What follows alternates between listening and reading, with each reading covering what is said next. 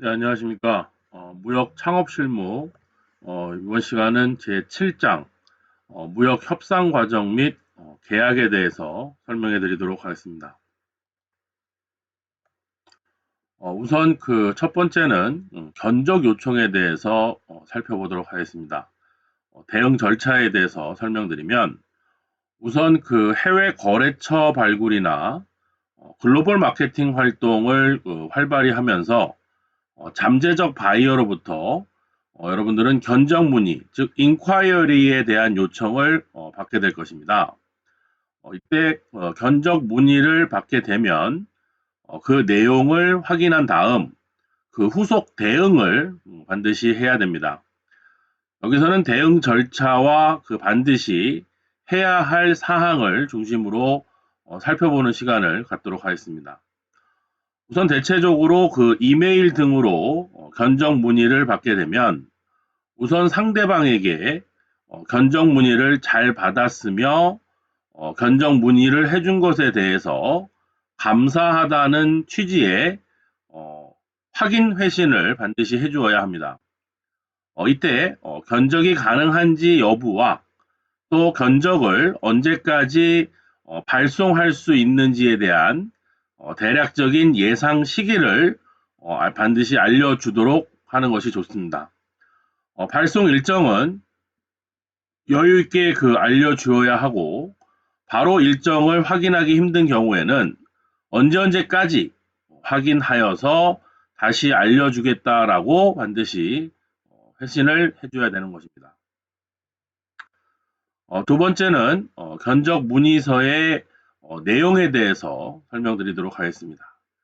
견적 문의는 기존에 거래하던 바이어나 지인의 소개일 경우에는 전화 등의 구두상으로도 요청하는 경우가 있지만 처음 거래하는 신규 바이어의 경우에 이메일로 견적 문의를 많이 보내고 있습니다. 그때 이메일의 내용은 수출하는 회사를 알게 된 경위, 또 바이어에 대한 자사 소개, 그 다음에 견적을 요청하는 품목의 상세적인 사양과 수량을 제시하고 있습니다. 경우에 따라서는 바이어가 원하는 계약 조건을 같이 제시하는 경우도 있습니다. 그렇다면 그런 견적 요청 시에 우리가 검토할 사항으로는 신규 잠재 바이어가 견적 요청서를 보내오면 제일 먼저 바이어 회사에 대한 사항과 견적 요청에 대한 진위 여부를 확인해야 합니다. 바이어 회사의 홈페이지라든지 이메일이라든지 또 담당자의 이름과 연락처 등의 회사의 기본 사항을 우선 확인하고 직접 전화 연락이나 화상 회의를 요청하여 실제로 존재하는 회사인지를 확인해 볼 필요가 있습니다. 특히 중요한 거래인 경우에는 현지에 있는 한국 대사관이라든지 또는 코트라 무역관을 통해서 바이오 회사에 대한 개괄적인 정보나 혹은 평판, 그다음에 신용도에 대한 정보를 입수하는 것도 중요한 사항이 될 수가 있습니다. 앞에서 설명드렸던 바이어와 직접 전화 연락이나 화상 회의를 할 때 견적을 요청한 제품에 대한 상세 사양과 바이어가 원하는 계약 조건을 다시 확인할 수가 있는 것입니다. 기술적으로 고사양의 제품이거나 또 단가가 높은 제품 등의 제품의 특성에 따라서 기술 도면이나 혹은 요구하는 특성의 데이터 제시를 요청하여야만 합니다. 한두 가지 특성이나 기술적 사양 조건이 달라져도 전혀 다른 제품이 될 수가 있고 또 생산 가격에 영향을 미치는 요소가 될 수 있기 때문에 제품 사양에 대한 확인 및 기술 데이터 확인은 반드시 철저하게 조사를 해야 할 것입니다. 다음 네 번째로 공급처의 견적 요청입니다. 바이어로부터 인콰이리에 대한 진위성을 파악하고 상세 사양 및 수량을 확인한 다음 또 바이어의 요구 거래 조건을 확인하고 나면 제품의 공급자에게 동일한 내용의 견적 요청을 보내게 됩니다. 공급자가 견적 제출이 가능한 일자를 확인하고 필요한 경우 바이어에게 견적을 보내야 하는 일자보다 3, 4일 정도 더 앞선 일자까지 견적을 요청할 수가 있습니다. 수출자가 원가 계산 및 수출자 이름으로 견적을 작성하는 데 필요한 시간과 예비 시간까지 고려한 것입니다. 공급자로부터 견적 가능한 일자를 확인한 후 수출자는 자신의 이름으로 바이어에게 제출할 견적서를 작성하고 소요 시간과 예비 시간을 고려해서 바이어에게는 최종적으로 견적 제출 가능한 날짜를 통지하게 되는 것입니다. 다음은 제2절 원가 계산 및 견적 작성에 대해서 살펴보도록 하겠습니다. 우선 첫 번째로 원가 계산입니다. 우선 물품을 공급해주는 공급자로부터 견적을 받으면 수출자는 바이어에게 제출할 견적서, 우리가 이것을 물품 매도 확약서인 오퍼라고도 하며 혹은 쿼테이션, 견적서라고도 합니다. 그런 견적서를 작성하기 위해서 수출할 제품의 원가를 계산을 해야만 하는 것입니다. 수출자는 공급자가 제시하는 견적가에서 수출 부대 비용을 더하고 또 수출할 제품에 대한 원가를 산정하게 되는 것입니다. 여기서 수출 부대 비용이라는 것은 수출 거래 조건에 따라 적용해야 할 요소들이 각각 다르므로 먼저 수출 거래 조건을 확인하고 그에 따른 비용을 산출하는 것이 올바른 방법이 되겠습니다. 그리고 수출을 진행하는 과정에서 산출하기 어려운 통신비라든지 다음에 돌발적인 요소에 의해서 부대적인 비용이 발생할 것을 대비해서 총 부대 비용의 약 10% 정도를 예비 비용으로 산출하여 이를 수출 부대 비용에 포함시켜 두는 것이 손해를 보지 않는 방법일 겁니다. 다시 말씀드려서 수출 원가는 제품의 가격, 즉 공급자로부터 받은 견적 가격 플러스 수출 부대 비용 플러스 예비비 10%로 수출 원가를 만들 수가 있는 것입니다. 다음은 두 번째로 수출 부대 비용과 무역 거래 조건에 대해서 살펴보겠습니다. 앞에서 설명드렸던 수출 부대 비용이라고 하는 것은 주로 물류 비용, 이 물류 비용은 내륙 운송비 또는 메인 운송인 해상 항공 운송비, 그다음에 창고료, 보관료, 보험료 등이 주로 포함이 되고 기타 비용으로 LC와 관련된 대금 관련 은행 수수료라든지 수출 신고와 같은 통관 비용이라든지 그다음에 우리가 이제 달러로 계약을 하기 때문에 그걸 결제받는 시점에서의 환차손, 보전 비용 등으로 기타 비용으로 나눌 수가 있습니다. 수출 부대 비용의 구성 요소들은 거래 조건에 따라서 그 적용 여부가 달라질 수가 있습니다. 특히 무역 거래에서는 물품의 인도와 관련해서 인도 장소와 인도 방법, 또 인도 증빙 서류, 그다음에 운송, 보험, 수출입 통관, 그다음에 위험 및 비용의 부담 등에 관해서 여러 가지 이때까지 수백 년 동안 해왔던 관습을 정형화하여 부호로 표시한 정형거래 조건을 우리는 인커텀스라고 부르고 있습니다. 국제상업회의소 ICC가 제정하고 현재 개정을 하고 있고 현재 적용되고 있는 것은 2019년도에 개정된 인커텀스 2020 버전이 되겠습니다. 상세 내용은 다음 표를 참고하기 바랍니다.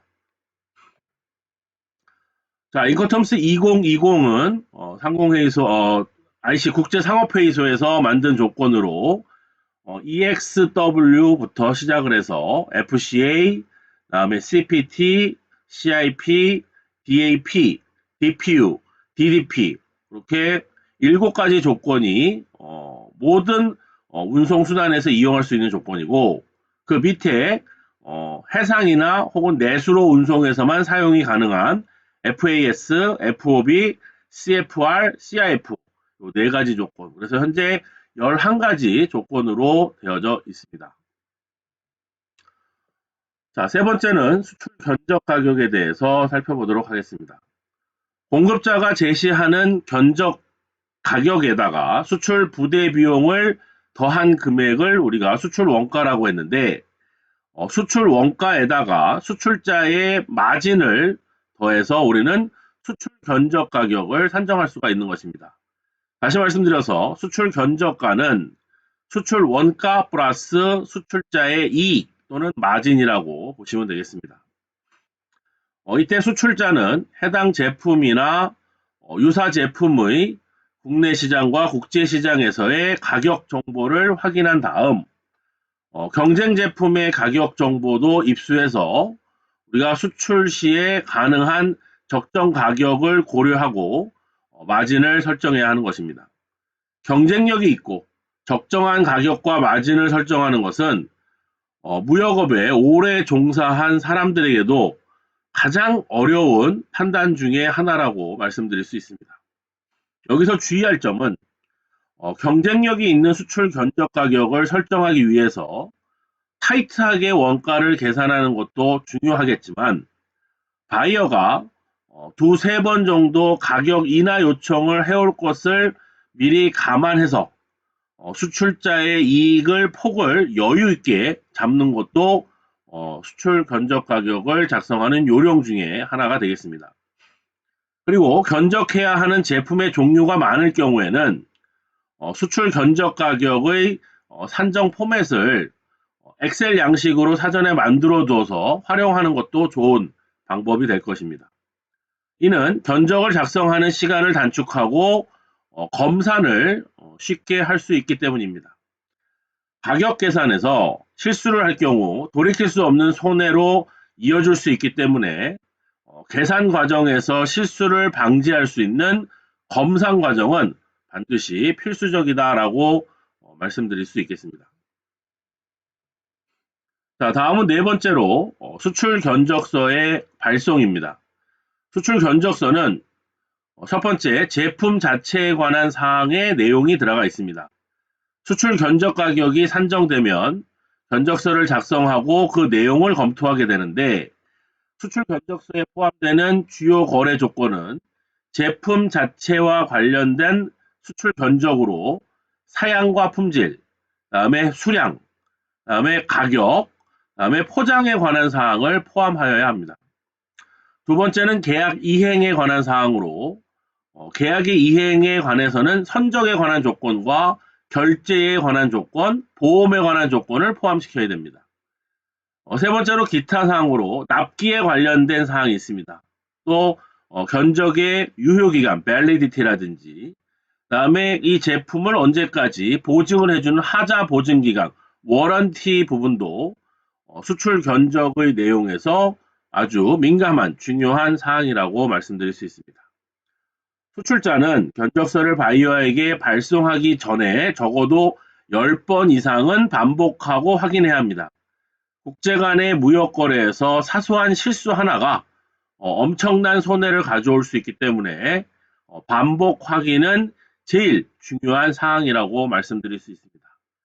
그리고 견적서는 외부에서 수정이 불가능한 PDF 파일로 보내는 것이 좋습니다.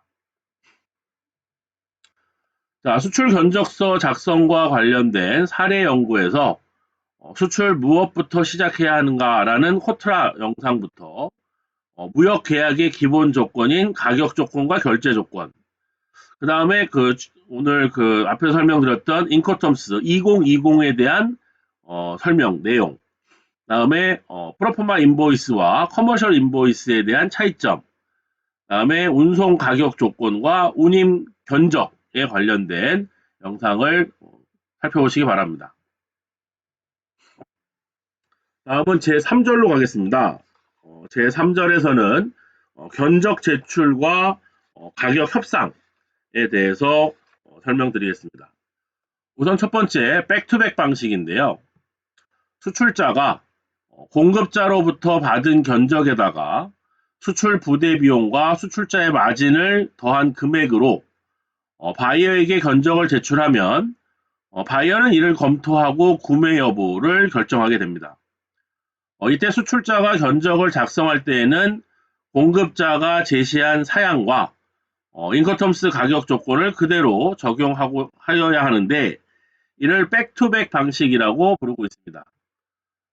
문제가 발생했을 때 수출자가 손해를 최소화하는 방법이기 때문입니다. 예를 들어서 바이어가 가격 할인을 요청을 해왔을 경우에도 백투백으로 수출자는 공급자에게 다시 가격 할인 요청을 하여야만 합니다. 즉 바이어가 10% 가격 할인을 요청하면 수출자도 공급자에게 10% 가격 할인을 요청하고 공급자가 5% 가격 할인을 해준다면 수출자도 바이어에게 5% 가격 할인을 제시할 수가 있는 것입니다. 협상을 빨리 진행하기 위해서는 바이어가 원하는 할인 수준, 타겟 프라이스를 구체적으로 확인하는 것이 좋고 또 공급자가 해줄 수 있는 최대한의 할인 수준을 미리 확인해서 양측 간의 절충점을 찾는 것이 좋습니다. 협상의 최종 단계에서 필요한 것은 수출자가 자신의 마진을 일부 포기하고 할인해 줌으로써 가격 협상을 빨리 종결시킬 수도 있는 것이 되겠습니다. 두 번째, 샘플 제공입니다. 상품이 국제적인 표준이나 규격이 없거나 상세한 사양 제시가 어려울 경우에는 샘플 확인을 통해서 구매 여부를 결정할 수가 있습니다. 저가의 제품은 공급자의 결정으로 무상으로 제공하는 경우도 있겠지만 바이어가 요구하는 샘플의 수량이 많거나 제품의 가격이 높은 경우에는 또 운송 통관 비용이 많이 소요되는 경우에는 우리는 샘플을 유상으로 제공할 수가 있습니다. 공급자로부터 무상으로 샘플을 제공받아서 바이어에게 발송하는 경우에도 운송과 통관 관련 비용이 많이 발생할 수가 있습니다. 이와 같은 샘플 운송과 통관 비용은 미리 검토를 해서 수출 부대 비용으로 바이어에게 제시하는 수출 견적에 포함시키는 경우도 있는 것입니다. 다음은 제4절 발주 및 계약 체결에 대해서 살펴보도록 하겠습니다. 우선 첫 번째 발주서와 계약서입니다. 바이어가 샘플을 확인하고 가격 협상을 통해서 절충점을 찾으면 구매 의사결정을 하게 되는데 이때 한두 페이지 정도의 PO, Purchase Order만으로 진행하는 경우도 있고 PO에다가 부과해서 Special Terms and Condition과 혹은 General Terms and Condition까지 첨부해서 구매 계약서 형식으로 진행하는 경우도 있습니다. 보통 대규모의 거래나 중요한 거래일 경우에는 구매 계약서 형식으로 진행을 하고 있습니다. 두 번째, 확인 사항에 대해서 살펴보도록 하겠습니다. 우선 제품 자체에 관한 사항으로 바이어가 발주서나 혹은 발주 계약서를 받게 되면 수출자는 최종 견적서의 조건과 바이어의 발주서의 내용이 일치하는지를 여부 확인해야만 합니다. 확인해야 할 때 주요 거래 조건은 첫 번째, 제품의 사양과 품질, 그 다음에 수량, 그 다음에 가격, 총액도 보지만 단가도 봐야 됩니다. 그 다음에 포장에 관련된 사항을 확인해야 합니다. 두 번째로는 계약 이행에 관한 사항으로 선적에 관한 조건과 결제에 관한 조건, 보험에 관한 조건을 확인하여야 합니다. 셋째, 기타 사항으로 제품이 생산 완료됐을 시에 바이어의 검수 참가 여부, 다음에 납기나 납기 지체 시에 지연 배상 조건, 다음에 견적의 유효기간 경과 여부, 다음에 하자 보증 기간과 하자 보증 방법, 다음에 계약 불이행 시의 손해배상 등에 대해서 확인을 하여야 합니다. 우선 견적서와 불일치하는 사항이 발생한다면 바이어에게 수정한 발주서를 다시 발송할 것을 요청을 하거나 불일치한 사항을 그대로 수용할 것인지를 공급자와 협의한 후 그 수용의 의사를 바이어에게 통지하고 이에 대한 서류나 이메일을 근거 자료로 보관을 해야 합니다. 제품의 사양을 정확하게 확인하기 위해서는 수출자가 견적 시에 바이어에게 기술 데이터와 도면을 제출하게 되는데 수출자는 이 기술 데이터와 도면상에서 바이어가 확인 후 서명을 한 사본을 반드시 입수하여야만 합니다. 또한 원자재 가격 등의 생산 요소에 대한 가격 변동으로 견적이 유효기간을 짧게 설정하는 경우가 있습니다. 바이어가 견적 유효기간에 대해서 지난 견적서에 따라 발주서를 보낸 경우는 수출자는 공급자에게 견적 가격의 변동 여부를 반드시 확인해야 합니다. 공급자의 공급 가격이 변동된 경우에는 바이어에게 리견적서를 제출하고 수정된 발주서를 받아야만 가격에 대한 변동이 없겠습니다. 다음은 세 번째, 공급자에 대한 발주 부분입니다. 수출자는 바이어의 발주서상의 거래 조건을 앞에서 설명드린 백투백으로 해서 자신의 발주서를 작성하고 공급자에게 발송을 합니다. 제품의 사양이나 수량, 가격, 납기 등의 중요한 조건에 대해서 공급자가 확인하고 확인 서명을 한 발주서를 사본을 입수하게 됩니다. 이때 수출자는 바이어가 확인 후 서명한 기술 데이터와 도면 사본을 공급자에게 전달하고 공급자의 확인 서명도 반드시 받아야 합니다. 그리고 바이어가 발주서에 표시한 요구 납기를 공급자가 맞출 수 있는지에 대해서도 확인하여야 합니다. 만일 바이어의 요구 납기를 맞추지 못하면 수출자는 바이어에게 지연배상을 해야 할 수도 있기 때문입니다. 다음 네 번째, 발주 확인 회신입니다. 공급자가 수출자의 발주서상에 서명을 하여 수출자에게 반송을 하게 되면 수출자는 바이어의 발주서에다가 서명을 하고 바이어에게 발송을 합니다. 여기서 서명은 발주서의 거래 조건대로 이행을 하겠다라고 하는 동의를 나타내는 것입니다. 만일 거래 조건대로 이행을 하지 못하면 계약 불이행의 책임을 지고 손해배상을 해야 합니다. 따라서 서명을 하기 전에는 발주서의 내용을 꼼꼼히 확인하고 이행이 불가능한 조건이 있는지 다시 한 번 더 확인해야 하는 것입니다. 다섯 번째, 생산 및 납기 일정 관리입니다. 수출 거래 계약 체결이 완료된 후에는 수출자는 공급자의 생산 일정을 확인하고 관리해야 합니다. 이미 생산되어 있는 재고가 있는 제품은 바로 선적을 준비하면 되는데 하지만 보통의 경우에는 공급사는 주문을 받고 생산하는 경우가 많습니다.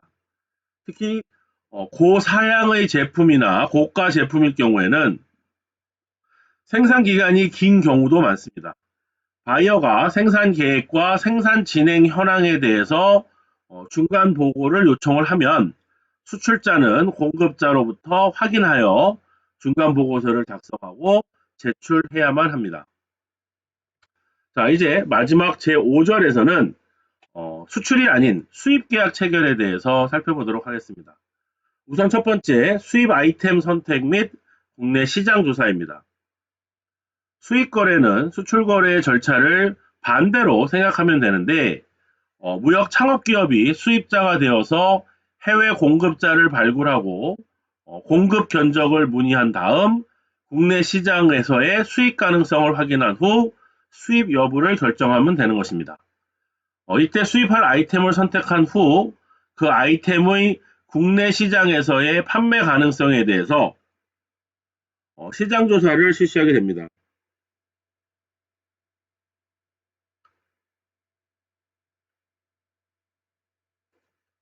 시장 조사를 통해서 수입할 아이템의 적합한 유통 채널과 수입 후 판매 형태, 직접 판매를 할 것이냐 혹은 오퍼 세일을 할 것인가 여부를 결정하게 됩니다.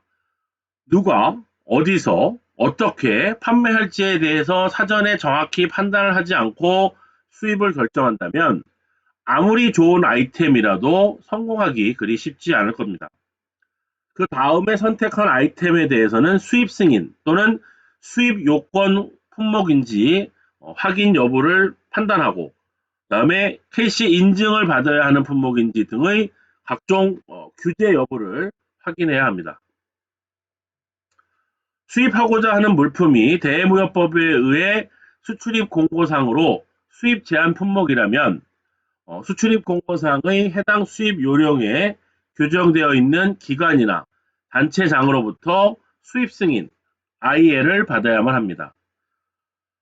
또한 수입하고자 하는 물품이 통합공고상에서 수입 요건 확인 대상 물품으로 분류가 되었다면 통합공고상의 요건 확인 기관에서 수입 요건 확인 신청을 하고 수입 요건 확인서를 발급받아야 합니다.